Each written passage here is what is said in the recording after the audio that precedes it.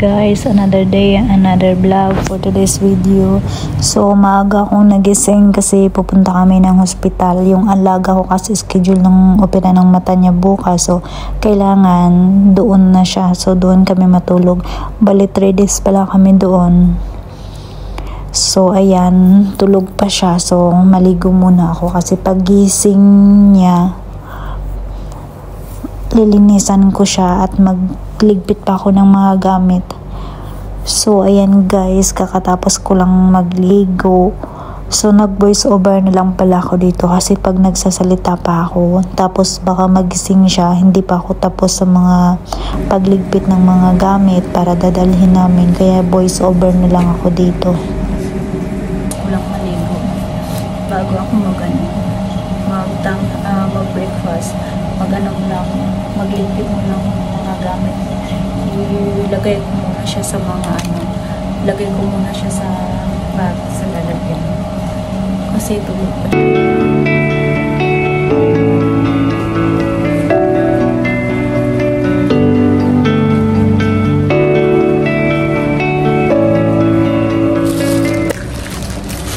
Ito, gamot niya. Naglagay na lang ako ng mga gamot niya.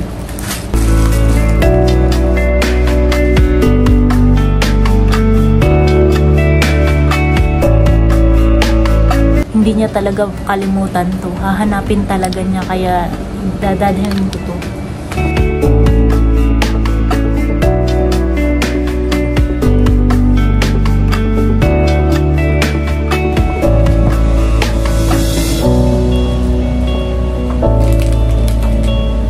Ito naman sa akin, mga damit ko to. Kasi nga hindi kami makauwi.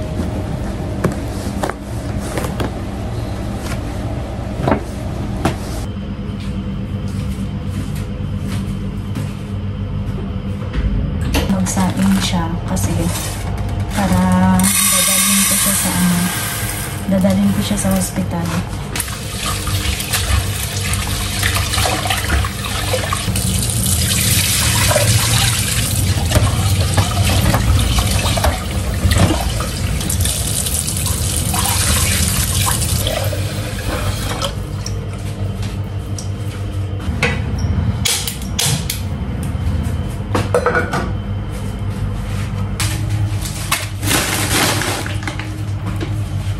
So ito naman, ito yung dadalhin ko. Ito yung para sa akin.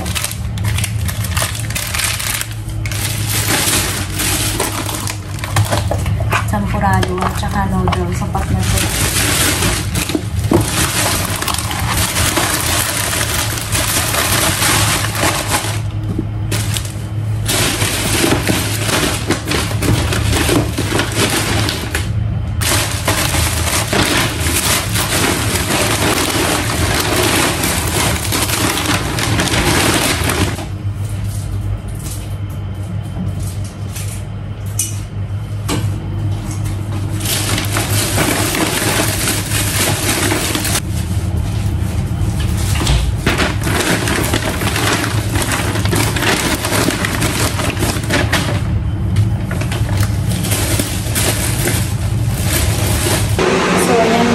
Tapos kinahin ko lang yung nagligpit ng mga gamit. Nilagay ko na sa sala kasi sabi niya sir, alis daw kami ng hardware. Tapos ngayon, yung matanda, ginising ko na rin. Kasi maligo kasi siya. Kaya ginising ko. Tapos nung pagising ko sa kanya, sabi ko sa kanya, sige na, gising na kasi na maliligo ka pa. Mga 12 alis tayo. Sabi niya, masama daw pakiramdam niya. Naku, sabi ko sa kanya, paano na yan? Ngayon masama yung pakiramdam mo, tapos bukas yung opera ng mata mo. Sabi ko sa kanya, wag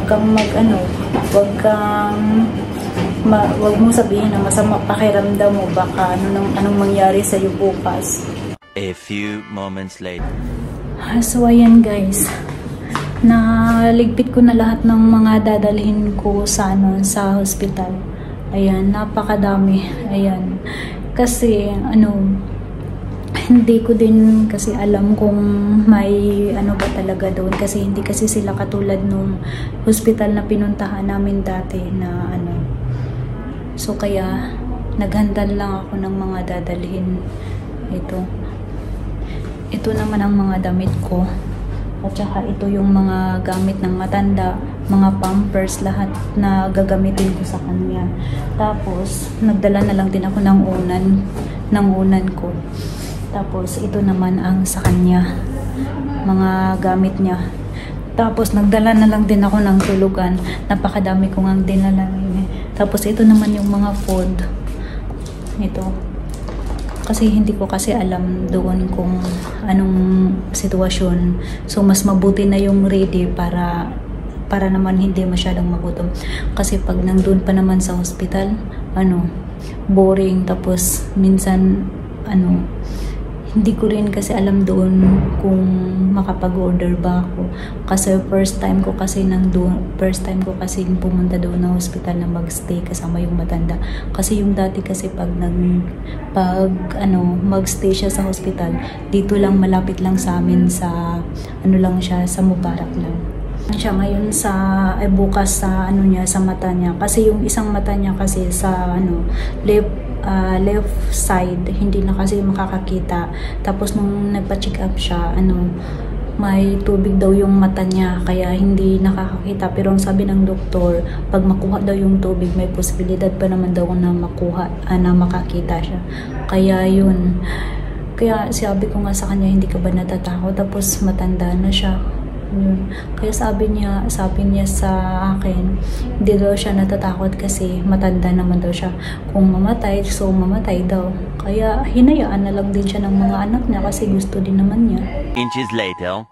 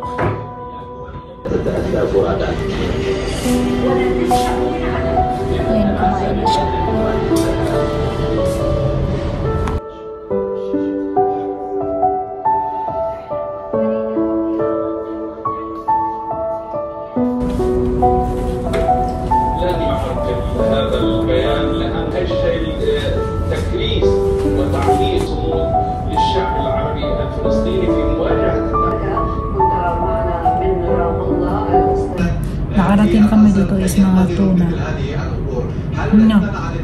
Mga 1:30. Tapos, pagdating dito, kinunan siya ng dulo. Tapos, mabuti na lang maganda yung room, malinis. At kami lang din dito sa room. Kaya, siya na ang pinapakain ko. Tapos, siya kumain na din ako, nagutom ako. Dito sa may bintana.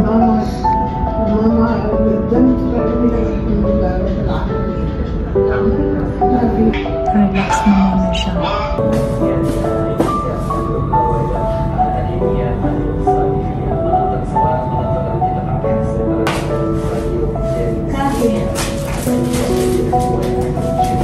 جالس هذا زين هذا شاهي شاهي ايه هذا ما ادري شو هذا ما ادري شو هذا خاصة بها اعتقد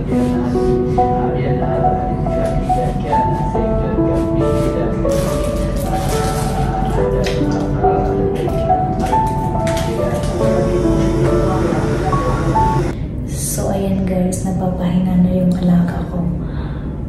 Kasi bukas ng umaga, siguro mga 9 or 10 yung opera ng mata niya. So, ngayon nagpapahinga na siya. Hope na wala din mga masyadong maraming problema. Kaya nga tinatanong ko siya kung natatakot ba siya. Sabi niya, kaunti daw natatakot siya. So, hope lang na magaling na talaga siya.